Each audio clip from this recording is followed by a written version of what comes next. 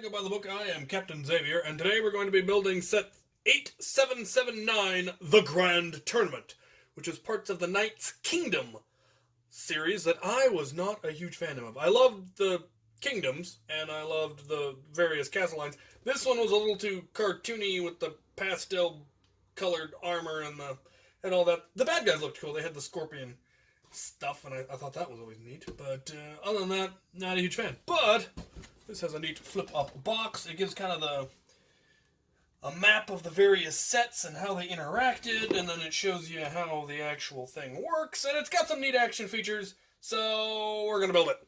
Let's do this.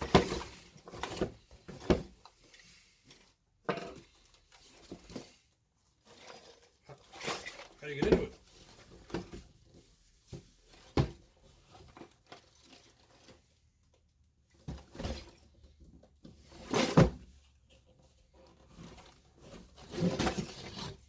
I'm genuinely unsure how you even open the box.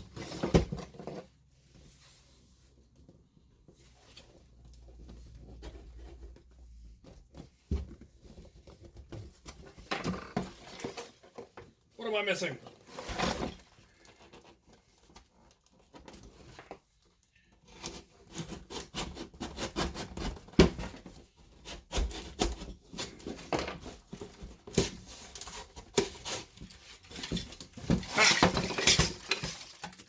Victory is mine.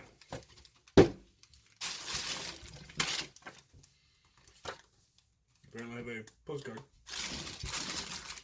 Oh, this was back when they still gave you a catalog. Wow. Yeah, right. We will, of course, start with the minis. Now, here's how you know they were cutting corners. The torsos under the armor don't have any patterns on them.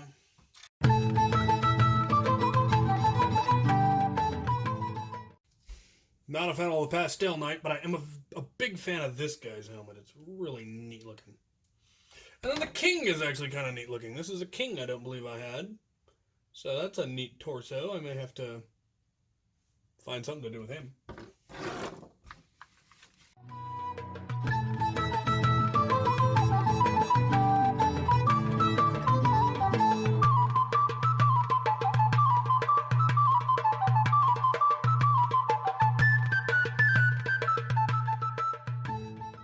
And here we have the royal box, where the king sits to watch all of this.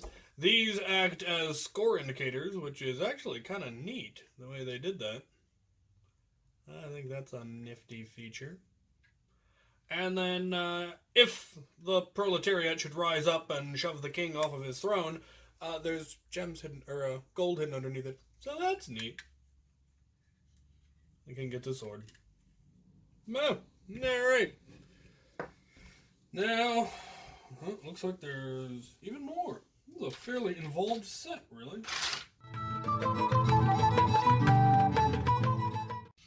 We have a weapon rack with swords and 2 different halberds. Pretty cool. Alright, now I think we're building the launchers.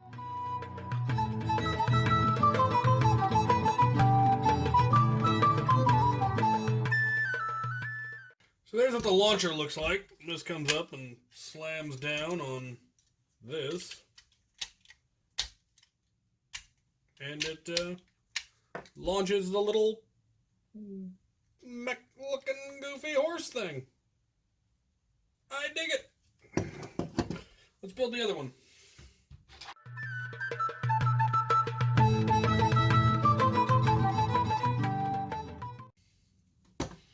And there's the second one. Just slightly different coloring. It's got the red instead of the blue, and then this one's darker colors, of course. Even the wheels are slightly darker, because bad guy. Alright, last bit.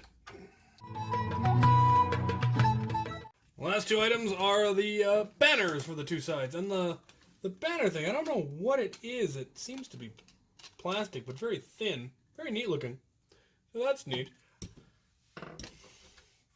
And here's something slightly unusual, though I guess it kind of speaks to the leanness of Lego at this time. There are no spare parts. Not a one. There is a neat comic in the back involving the bad guy attacking the castle and getting thrown in jail, and his knights coming to rescue him, and there is, however, a comic in the back of the book. So, evil knights, the bad guy is attacking. The king looks like he gets captured. Bad guy takes over and turns the whole castle evil, like you do. The knights decide they have to rescue it and bring back the sun. One fights a guy with a rock and finds a key. Fights some monsters in the woods. Another bit about a drawbridge. They figure out how to make the bridge come up. They fight. Oh, big snake. They win. They find the sun disky thing. They're on their quest. They fight the bad guy. Beat him with a catapult. Get surrounded. They joust. He wins because he has the thing on his shield. And they restore it all, and it's wonderful. Hooray! That's neat. Alright, well, let's give this jousting thing a try and see how it works. Let's see, we got that guy on that side on that side. Put them in their launchers. It locks into place. And then... Huh! That works surprisingly well, even with that little force. I don't know how you determine the winner from an engagement like that. We'll try it again. Neat. Well, I like it. I like things with action features. I wasn't a huge fan of this whole series. Like I said, it was a little bit cartoonish for me. I like the slightly more realistic stuff. And the Kingdoms line, the two lines that came after it were much more to my liking. I just didn't have anywhere to have my Lego or any money at the time, so... Aha! That is definitely a victory for Vladik, or whatever his name is, because he knocked the other guy's head off! Rock'em Sock'em Robot style. Very cool. Well, there's definitely plenty of good parts here. This shade of blue that you see here, I don't know if it's showing up on camera, but it is not the regular Lego blue. It's more of a purple, and I don't know that I had any of that color before. I think it was just around for this line, but the King's got it on his torso, which is probably unique to him. So like I said, I'm going to have to possibly build a whole army just for this King, or have him take over a previous army. Who knows? I like it. Very cool. Also, this big wall section. I might have had one of those, but I know I didn't have very many. So yeah, neat stuff. And it's Lego. It's all good. The little banners that have the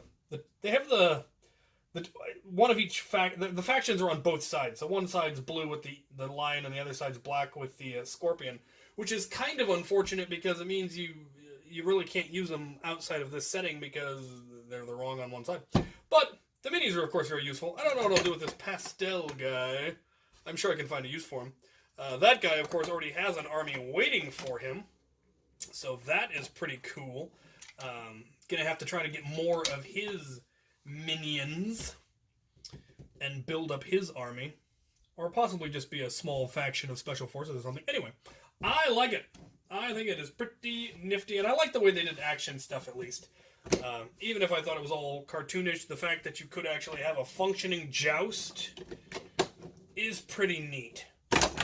Ha! Definitely a loss for him. Okay, I understand it now. So yeah, I like it. Thank you for sending it to me. And thank you guys for watching.